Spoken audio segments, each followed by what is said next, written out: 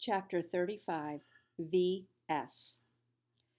Kaori was certain she had never heard the name Valencia Somerset in her entire life, but something felt very familiar about it, like having deja vu. Something in her brain clicked and said, "This is important. Pay attention." But she couldn't figure it out. She pressed her lips together tight and tried to force an answer into her vision, but nothing came. It felt so close, like she could reach out and touch the answer, if only she knew where it was. Valencia Somerset.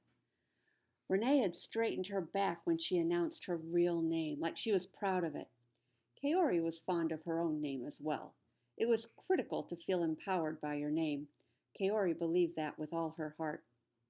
"We should keep looking for the stone," she said. "Virgil's been missing for hours. Let's get back to work." Jen's face lit up. "I know. Maybe we don't need the snake skin stone now because we have an actual snake bite." She pointed at the pillowcase that Valencia still had pinched between her thumb and index finger. "Well, not an actual snake bite, but snake bite juice anyway. That's got to count for something." She looked at her sister expectantly. Kaori thought. Maybe Jen had a point. Surely saliva from a snake's actual mouth had to count for more than a rock, right? It made logical sense. "What do you think?" Kaori asked Valencia. Never in all her days, not even in her past lives, had she ever asked another person for guidance or advice. But if they were going to be business partners, now was a good time to start. Kaori knew the importance of collaboration in running a business. Valencia nodded. "Makes sense to me." But they were interrupted again when Valencia's phone buzzed. The vibration was so loud that Kaori thought it was her own phone at first. "It's my mom," Valencia said when she saw the message on the phone. She announced it like she'd just been given 6 hours of homework. "She wants to know where I am. Ugh." She rolled her eyes. The pillowcase dangled at her side. Kaori was reminded of pictures she'd seen in history class when people waved white flags to surrender. "Do you have to go home?" asked Jen, whiny and weighty with disappointment. "Technically," said Valencia. Kaori was about to say that the ceremony wouldn't take long and maybe Valencia could sneak in an extra 15 minutes before she had to go. But then the bells of the Buddhist monastery sounded, and Kaori had to look at her own phone, too. It was her mother. It was like parents were all on the same wavelength or something. "It's Mrs. Tanaka," Kaori told her sister. But the text wasn't asking where she was or when she was coming home. "Have you seen Virgil Salinas by any chance?" Kaori's heart dropped. The fact that her mother was asking meant that someone had asked her, which meant it was one of Virgil's parents or brothers or Lola, which meant that they didn't know where he was either, which meant this was a true blue emergency of epic proportions. Kaori texted back, "No, he was supposed to come over at 11, but he never showed up."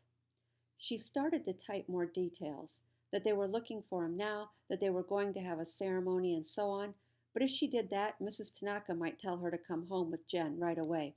So she deleted the few words she'd written and waited for her mother's reply. "She asked if I knew where Virgil was," Kaori said, sounding just as sullen as she felt. Something was wrong. Something was very wrong indeed. "That means his parents are looking for him." She turned toward Jen. "So he didn't get held up at home like we thought, and he hasn't been home since Valencia went over there." Jen frowned. The three of them were quiet for a moment until Jen's face suddenly lit up, just as it had before.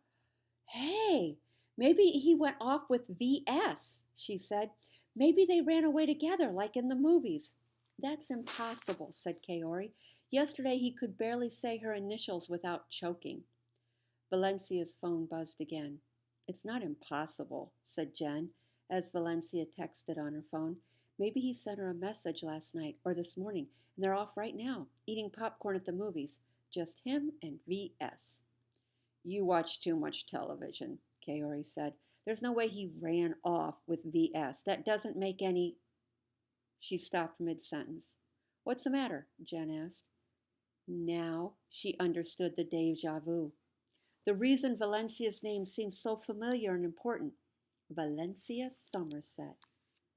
Kaori tapped Valencia on the arm. When she looked up, Kaori asked, "What's your sign?" Valencia put her phone away and raised an eyebrow. "Why?" "Just tell me, are you a Scorpio?" Valencia hesitated. "Yes. How did you know?" "And do you go to the resource room on Thursdays at your school?" Valencia tilted her head suspiciously. "Yes. Why?" Jen jumped up and down 3 times. "Oh my God, Kaori! She's VS! She's VS!" "Yes," Kaori said, all serious business. "She's VS." "What's going on?" Valencia asked, puzzled. "I can't understand what you're saying." Kaori moved quickly to stand next to her sister, then clamped a hand over her mouth. "We can't tell you." "Why not?" "Just because." "That's not an answer," said Valencia. "Obviously it has something to do with me, so I deserve to know." She shifted her eyes to Jen. "So what is it?" "We can't tell you because it would interrupt fate," Kaori said. She still had her hand over Jen's mouth. Valencia looked like she wanted to laugh. "I'm serious," Kaori said. "Fate has directly influenced this entire day so far. It's all clear now." "Come on," said Valencia. "Tell me." "It will all make sense once we find Virgil." Kaori could feel Jen's excitement bubbling under her palm, ready to explode. Valencia put her hands on her hips. "I won't help you and I won't help you find him unless you tell me." "What if his life is in danger? You'd put his life in more danger just because I won't tell you something?" Valencia's face fell. Her arms dropped to her side. "I guess you're right." She jabbed a finger in Kaori's direction. "But you have to promise to tell me once we find him." Kaori let go of Jen so she could put her hand on her heart. "I promise it will make sense when we find him." "If we find him," Jen added. "When," said Kaori. "When?"